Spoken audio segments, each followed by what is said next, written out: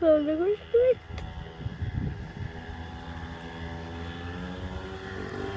الان من ممکنه دیگه بشم.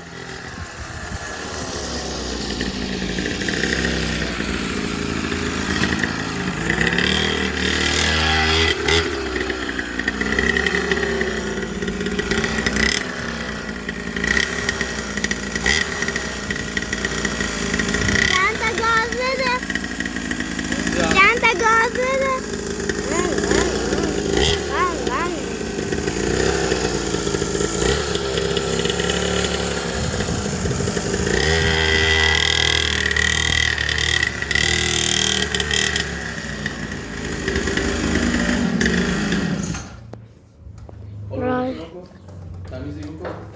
هر چیش که جوش نفهمیش نام برچه جدیدی رو نباسی سوز و در کمی بده این چه بکش مجوش بکدر کنیم ولی بکش اول بکش سری برای دیگه بعد میگه تمیز اما کجا روغن میریزه بغلا اگزوزش چی کار کردیم؟ بابا اینا یعنی باید بازش کنیم باش دیگه اینکه همش یعنی باش که گوه کشه باش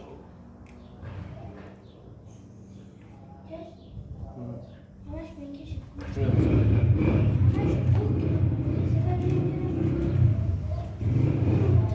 بالای سوراخ شده اینجا چست زدن تا روغن نکنه خود زیر اگزوزاره بالوش ترکیده پرد کرده یعنی همه جای موتور تو تا حالا موتور سوار شدی؟ ها؟ مامی تو چی؟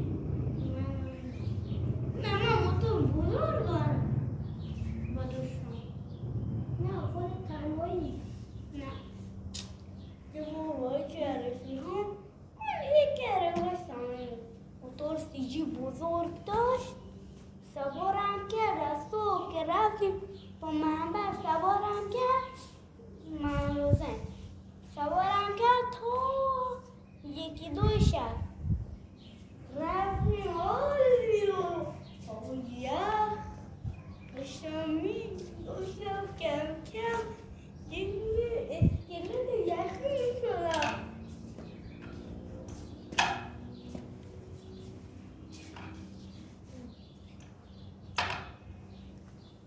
وای جواب زنم فکر کن بشه یه افتاده شیش ولی خیلی وقت بشه نگاه یکی مثل این دکوری خب توی این بوده یه میدم یه بار افتاد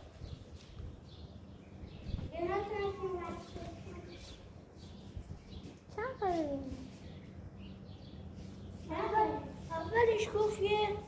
18 میلیونی به 20 میلیون بعدش به یه 17,000 تومن بمونده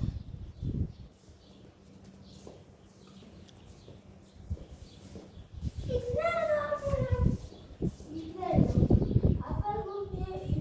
17 میلیون بعد تخفیف اون دو 17,000 از نمیدونم یه جای دیگه بود رفتی بود 26 میلیون حالا اونا فراش داشتن دنده نداره موتور کلاس کوچولو بچه ها دنده نداره آمی گاز نده خفه میکنه باش من موتور سپر یکی از قانونایی که وقتی موتور خاموشه رو بگو یکی از قانونایی که وقتی رفت به گاز داره وقتی موتور خاموشه رو بگو وقتی موتور خاموشه نباید علیکی گاز بدی سپر اینو نگاه راضی میشونی گرفت؟ آره این وقتی این چی؟